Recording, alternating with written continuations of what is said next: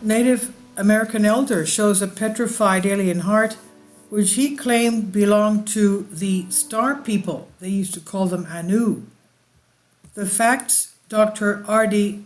Sicular Clark, a professor emeritus, Montana State University, who is Cherokee Choctaw, has been researching the Star People and collecting encounters between them and Native Indians for many years. And he shares one of them, one of these many. Reflect on: are we alone? And if not, what are the implications when the public becomes fully aware of this? How will it change the way we look at reality, science, technology, and history? Dr. R.D. Sicular Clark, Professor Emeritus, Montana State University, Cherokee Choctaw, researching the Star People many years, collecting encounters between them and Native Indians, Americans. Here's a great quote of the beginning of her book: Encounters with Star People, Untold Stories of American Indians, which is where the information comes from. I first learned about the Star People, quote unquote, when my grandmother told me the ancient legends of my people.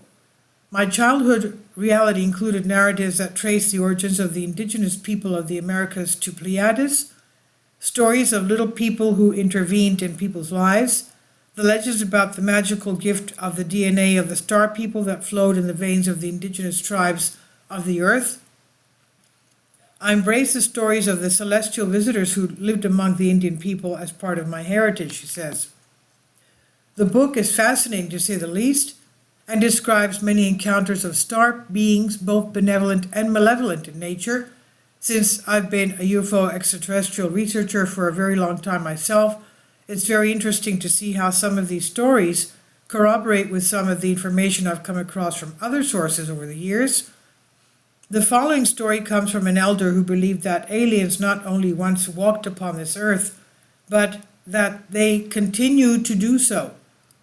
To prove his declaration, he displayed an alien artifact of a most personal nature, a petrified heart, which he maintained belonged to an ancient alien.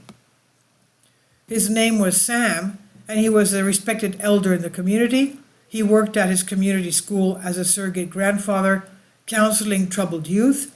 Clark had developed a relationship with Sam, who was 92 years old at the time of this experience that Clark shared in her book. One day, among many others, they had a very spiritual conversation, and life on other planets came up. He told Clark that, quote, our ancestors knew a lot about the universe than anyone has acknowledged, and I have something I want to show you, end quote. According to Clark, he pulled back the blanket on his lap and held up a bundle. My grandfather gave me this when I was a boy. He was almost 90 years old at the time. I was 6 or 7. He unwrapped the object and handed it to me. It's a petrified heart, I said, somewhat shocked by the object I was holding. Clark then proceeded to ask a number of questions, and the elder answered as Clark describes. This is the heart of a star traveler. If you look closely, you will see that it is not quite like a human heart. I turned it over in my hands and looked at it. Within the adult heart are 2 parallel independent systems, each consisting of an atrium and a ventricle. This heart was different. Instead of 4 chambers, as found in the human heart, it had 5 chambers with 3 auricles and 3 ventricles. When I pointed out that to Sam, he nodded. The Star People have hearts that are slightly different from ours. They beat much slower, too. According to my grandfather, the heart belonged to a star traveler. It was given to him by his grandfather, who obtained it from his grandfather, and so on and so on. Back in the old days, the Star People lived on Earth. They mated with our women, and we became one with them, he said. The last point is interesting, that they used to live here among the indigenous population. This corroborates with various other indigenous stories shared from many others as well. As far as mating and interbreeding, stories about gods interbreeding with human beings is also in the lore of not just indigenous people, but can be found in Christian lore too, specifically called the Nephilim. The elder went on to explain to Clark that they were here until the white man came, according to the elder. They knew the white man was coming to this land. They warned us and suggested that we leave this planet. Many spaceships came to take the people away. Some of the people went back to the stars to live. Many were strong-willed and stubborn and decided to stay behind. They believed they could resist the white man since they knew he was coming. They would have the advantage of surprise, and it was not so. The white man's weapons were greater, their words stronger, their number bigger. Some of the people even believed that them to be gods and chose them over their own people. Our ancestors from the stars never came back to save us. We were left to our own destiny, he said. He then went on to describe his experiences with the star people and how he has been taken aboard crafts and seen many worlds and civilizations that lived in the past, off the land and not as technologically advanced yet.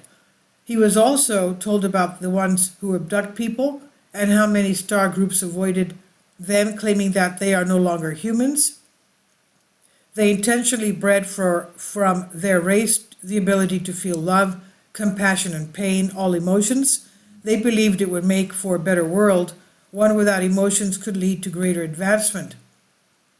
The abduction phenomenon is very real and backed by a lot of great research from multiple professors and researchers.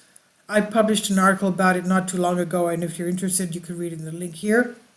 Sam passed away at the age of 97. A photo appeared in the local paper of him in a headdress of eagle feathers and a beaded shirt, and the headline read, "The last chief of the Northern Plains dies."